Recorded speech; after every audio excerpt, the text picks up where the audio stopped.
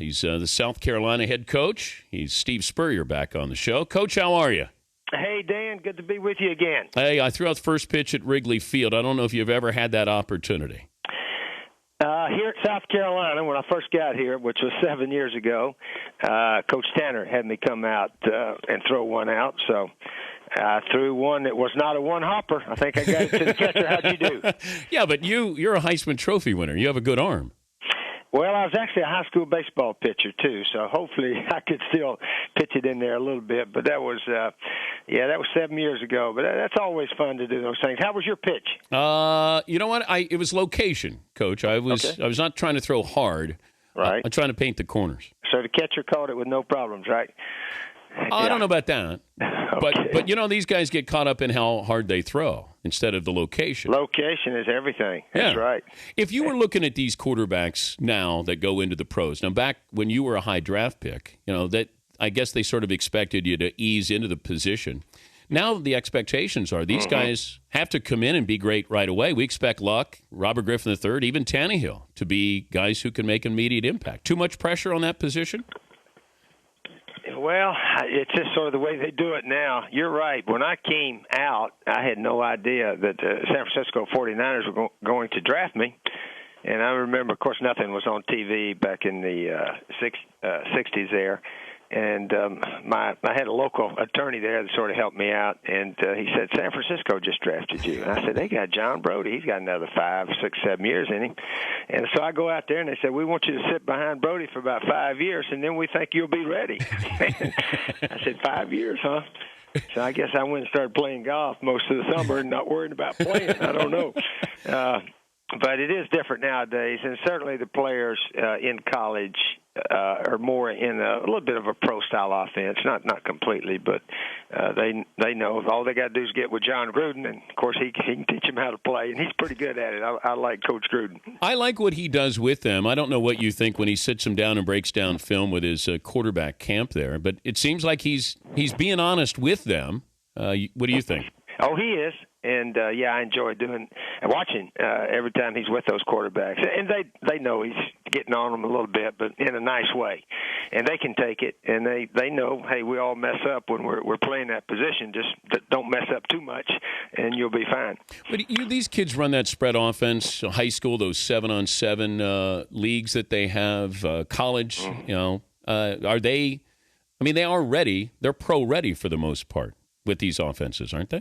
A little bit so. I still sort of think the pro game is more about the quarterback under center and handing off and faking the handoff and throwing, things like that. But they get in the shotgun a whole bunch, as we know also. So it's the game has changed. There's no question about that. Gosh, we're a spread offense down here, running the ball about 65-70% of the time because that's what we're doing best, and that, of course, what helped us win 11 games last year. So you always just got to do what you do best. But also, you had with that offense at Florida that it's different in South Carolina, and I think that you're different than a lot of these coaches that I think you see that you run the football. And time of possession. I mean, run the clock. I mean, there's some bad things that can happen when you throw the ball. You got Lattimore there, but when did you decide maybe this is how you win football games instead of just throwing it all over the field like you do in the NFL? Well, certainly we've always tried to run successfully. When I coached at Florida, we were a pretty good throwing team, of course, with Danny Warfel, Shane Matthews, Rex Grossman, and some guys. So we'd come out firing and usually get a pretty good lead, and then we'd run the clock down and not put our defense out there all the time in the second half. But we were playing, actually here, we were playing Georgia 2 years ago, and we had a 14-6 lead, 8-point lead early in the fourth quarter. And our quarterback, Stephen Garcia, second and 11 or something, we went back to pass, and he got hit and fumbled. Fortunately, we recovered it. And I think we punted, on fourth down. And I told the assistant coaches, I said, we're not going to throw another pass. There's about 9 minutes left in the game. We had an 8-point lead. I said, if they can tackle Marcus Lattimore and make us punt, we'll just punt and live through it. We can't throw the ball. We're going to beat ourselves trying to throw the ball. So we put it on the ground to Marcus, and he churned out about 7.5 minutes on one drive. and we got it down around the 1-yard line, kicked a field goal with about a minute left or so to secure the game. And as we know, there's all kind of ways to win the game, and there's nothing wrong with running the clock down and so forth. He's Steve Spurrier, South Carolina head coach, joining us at the Dan Patrick Show.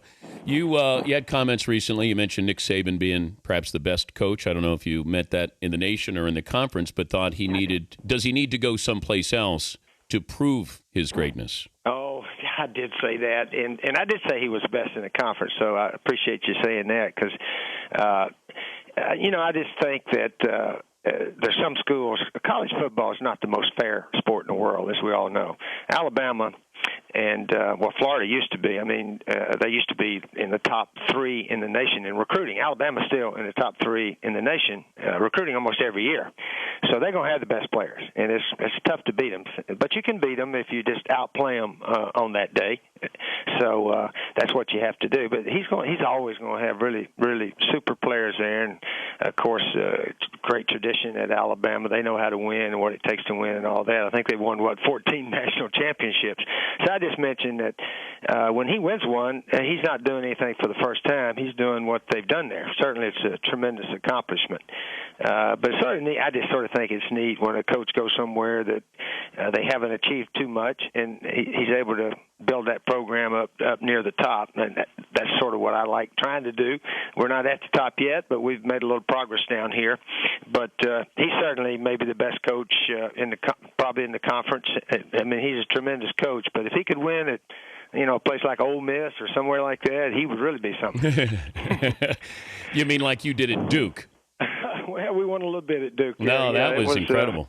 It was we had some good players, Dan. Had a lot of good players people don't realize, and that's how you win. You got to have the players. You can have good players and lose, but you got to have good ones to win. But why does Alabama get the best players? Well, they do a super job recruiting. I think Nick recruits a little bit the way Calipari does as far as, come down here 3 years, we'll get you a first-round pick in the NFL. I think he's got about 4 first-rounders getting ready to go this year. And that's enticing to a young man to know, hey, I'll go play 3 years at Alabama and be a first-round NFL pick, play 10, 12 years, and away I go. So that's a pretty good game plan, and they sort of got that going down there. What career advice would you give Bobby Petrino if he asked? Oh, man, that was a really sad situation. Dan, I don't, you sort of ask where will he be 5 years from now, 10 years from now, who knows? I'm not very good on giving advice. Yeah, but he's a great football mind. Mm-hmm. Obviously, there's issues in his personal life, but you go to the NFL to sort of reprogram, re-identify yourself. That's a possibility. Yeah. You don't think? Is he going to get another head coaching job? Well, I wouldn't be surprised if he did. Maybe a year out, a lot of apologies or something. Maybe he could come back. Certainly. Lattimore healthy? Going to be? Yeah, healthy? Marcus has rehabbed that knee as well as possible. He's a little ahead of schedule, they say. I've seen him run straight ahead, full speed already, and he's going to start cutting, I think, in May sometime. So he's right on schedule and should be full go, ready to play next year. Can he beat you in a 40 now? Oh, yes. Okay. He can beat me easily. Hey, well, good to visit with you as always. Have fun. Keep stirring it up, and thanks for joining us, Coach. Okay, Dan. Thanks for calling. All See right. you guys. Steve Spurrier, South Carolina head ball coach.